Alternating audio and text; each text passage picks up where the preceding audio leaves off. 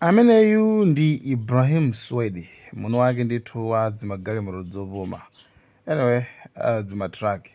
Nkoloyo ndi wakunkhotakota, koma kunkhotakotako ndikuonana kuti ali ndi malo. Malowo ndithu ndi mtawuni mucha ndi musika amene madziwa kunkhotakota. Mina mangokuonetsani, okay. Yeah, koma chimene sichikuoneka bwino, koma ndikupaseni ichi. Bam, mashopu ake ndi amene wawa. So malowo ndi ake, koma mashopu si ake. Shopu imene ali nayo ndi imodzi yamachita kuti Hunger Games. So iyeyu anthuwa anabwera anthu kuchoka kalekale ndi kumanga pa mashopu pamalo akewa. Ndi mukudziwa kale inu zakalekale, like anthu akhaula akhazikikapo amangoda ngati ndi pawo.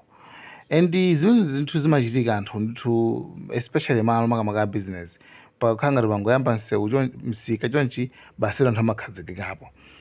Ndeno izi zimachitika mabese kuti zingachotse umwini wa malo wa muno wakeyo. Muno wakeyo ndi muno wake, malo ndi mwini malo basi.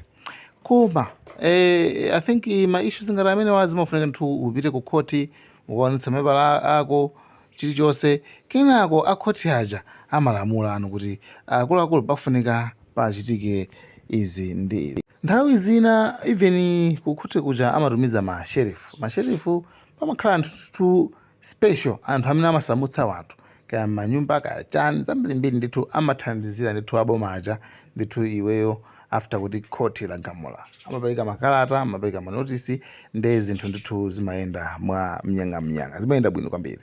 Koma sindikudziwa ngati process imeneyi, I'm not sure chifukwa ndafufuza, sindikudziwa kuti ngati process imeneyi ndithu Swedi anagwiritsa ntchito. Koma iwowa chimene chiona kuti atha kupanga ndikungotenga chigalimoto chogumulira chicha, china chake chimagumulira manyu chitraki chicha chogumulira manyumba chicha. Iwo aja ndikupita kuti akagumule mashopuwa kuti chifoti mashopuwa ndi awo. Anthu onkhotakota zimene zichazo patawuni pacha anati Swedi iwe ndithu watiwonjeza. Kenako adayamba ndithu kugenda kumugenda chigalimoto yakeyo plus kuphatikizapo iwo ndikupita ndithu ndikukayatsa shopu yake yaiyeyo ya Ibrahim Swediyo. So izi ndi zimene ndithu zachitika ku nkhotakota. Ndi ngati munamva zoti ku nkhotakota kuli zichanichani zambiri zovuta, nkhani yake ndithu idali ndi imeneyi. Pakatale pano Swediyo ndithu akubisala ndithu kwa polisi chifukwa otherwise zitha kupezeka kuti amufinya pakhosi. Nde nkhani ndi imeneyo. Apa ndingokupasaninso ndi mavidiyo tochepa tokha timene ndithu mmene zilili ku malo amene wa nkhotakota.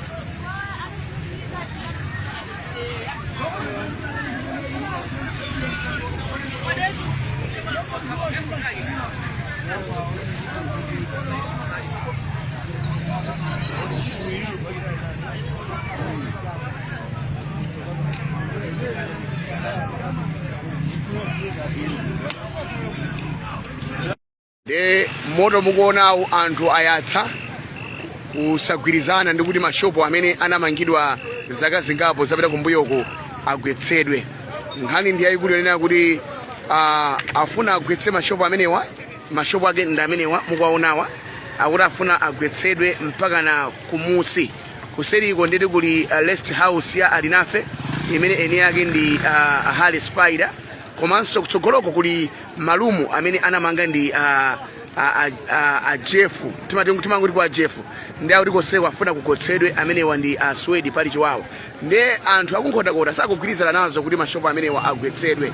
Ndi kuli kusamvetsetsana, kuli mpungopungo wambiri pa nkhotakota boma. Tinene kuti mashopu onse ama nkhotakota boma leroli pa 23 January ndi osatsegulidwa mpaka napakati pano. Tikunena pano ndiye kuti kunabwera tractor choti chigumule mashopu amene wambanda kucha anthu achiperekeza mpaka nakachisiya kukandere.